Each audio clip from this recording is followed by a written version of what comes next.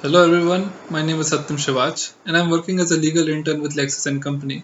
And in this video, we will discuss about the concept of lifting of corporate veil.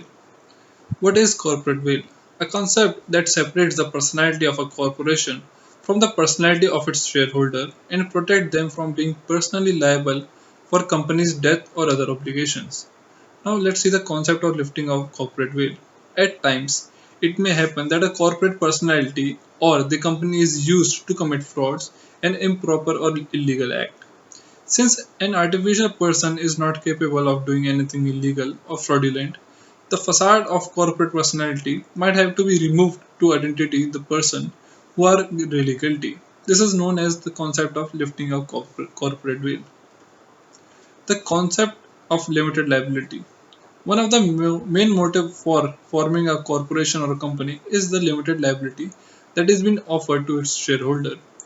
By this doctrine, the shareholder can only lose what he or she has contributed as shares to the corporate entity and nothing more. This concept is in serious conflict with the doctrine of lifting the veil, as both of these do not coexist, which is discussed is which will be discussed. Now let's see the development of the concept of lifting a corporate veil. One of the main characteristic feature of the company is that a company is a separate legal entity and distinct from its member. The most illustrative case is in regard of the case decided by the House of Lords, that is Salmon versus Salmon. In this case, Mr. Salmon had a business of shoe and boot manufacturer, a Salmon and Company Limited, which was incorporated by Salmon with 7 subscribers, being himself his wife, a daughter, and his 4 sons. Or shareholder held share of £1 each, and the company purchased the business of Solomon for £39,000.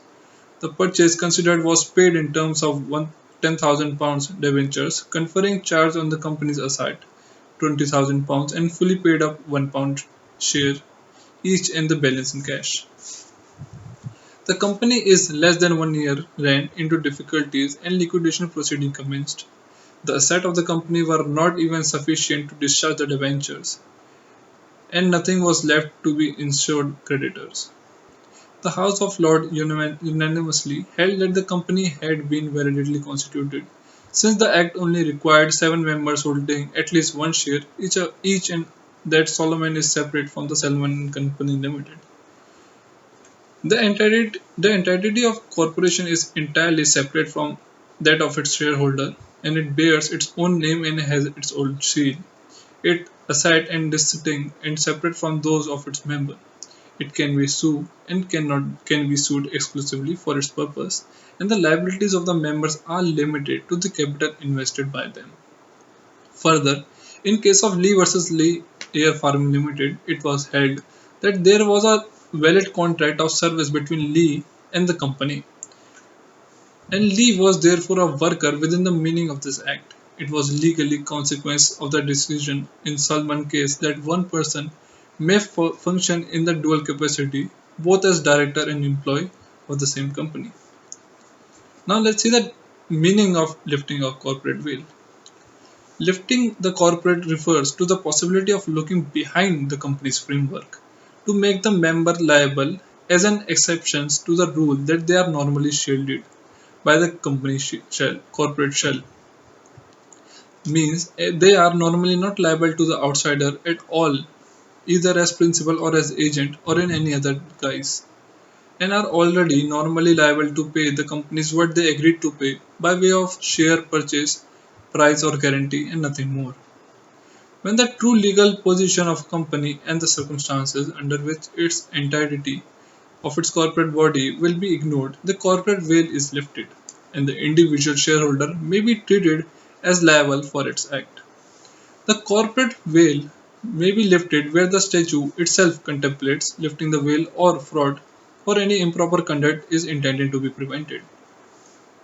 It is neither necessary nor desirable to enumerate the cases where lifting the veil is permissible, since that much necessary depends on the relevant statutory or other provisions. The object sought to be achieved is the impunged conduct in the involvement of the element of public interest, the effect on parties who may be affected. it was iterated by the Honorable Supreme Court in Life Insurance Corporation of India versus Escort Limited that the circumstances which in which the corporate veil may be lifted are categorized into two, that is statutory provisions and judicial interpretation. That is all for today's video. Thank you for watching. Please like, share and subscribe.